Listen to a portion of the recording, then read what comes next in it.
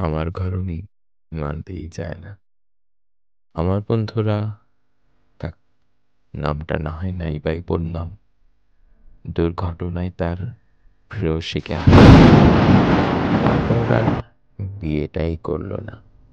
সে বাঁচিয়ে রেখেছে তার প্রেমকে, কিছু স্মৃতি আর অশ্রুকে আঁকড়ে ধরে।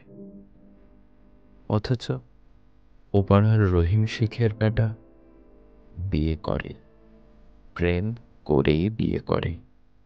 তাও দেখো, প্রতি রাতে দিনে ঝগড়া করে 10 বার।